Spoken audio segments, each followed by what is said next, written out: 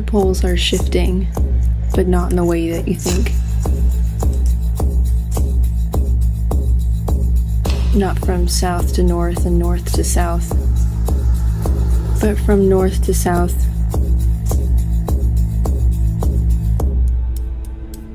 To east and west.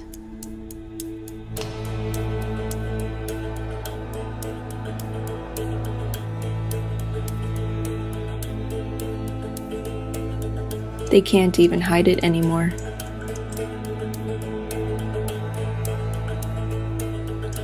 Our current system, where free energy flows continuously in the ground in the form of radioactive material.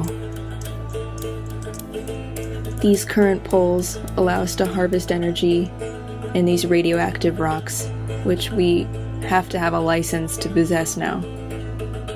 It is currently illegal to have free energy material, and it is easy for those in control to make sure that no one can have it.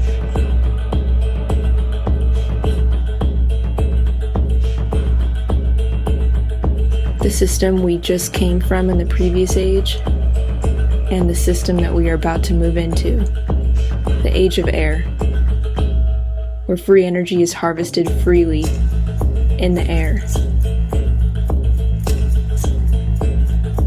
Our current cell, a galvanic cell with a negative anode and a positive cathode, connected by a salt bridge, which is the ocean.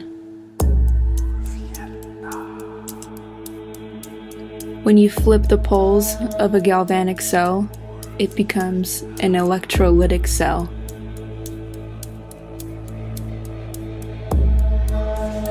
While a galvanic cell that we are currently in makes chemical energy into electrical energy, an electrolytic cell makes electrical energy into chemical energy. The cell that we are moving into would make lightning, aurora borealis, and plasma everywhere constant. This would be easy to harvest energy from the air. It would also make a constant supply of ozone, which would purify all of the water, dirt, air, constantly.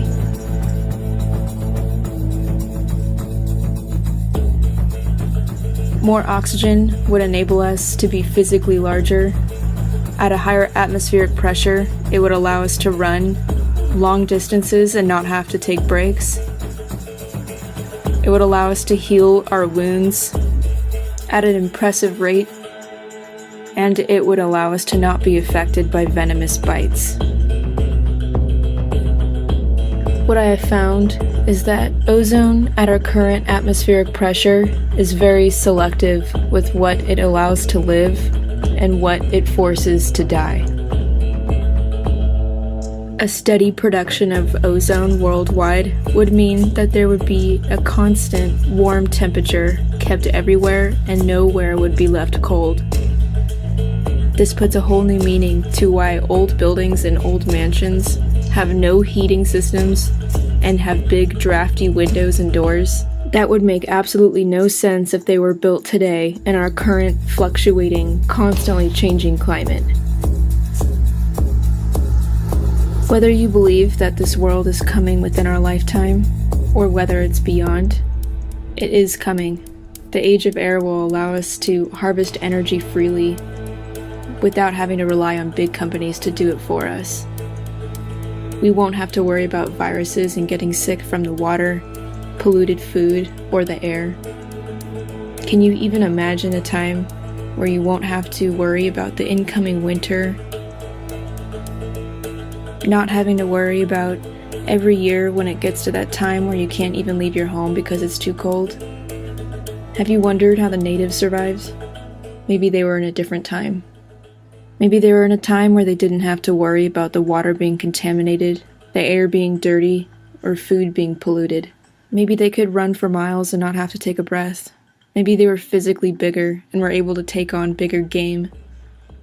It's quite possible that them living in the dirt and living amongst nature is just a story. Maybe they lived in technologically advanced societies that we can't even imagine right now because we're stuck in our galvanic cell.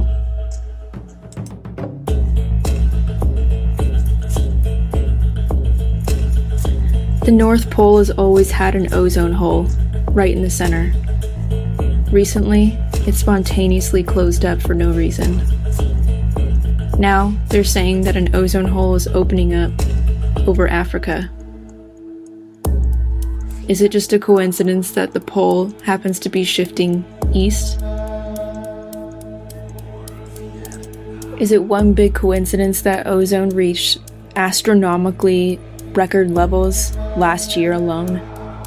Will destruction surely follow when the poles shift and our current electrical system doesn't work anymore?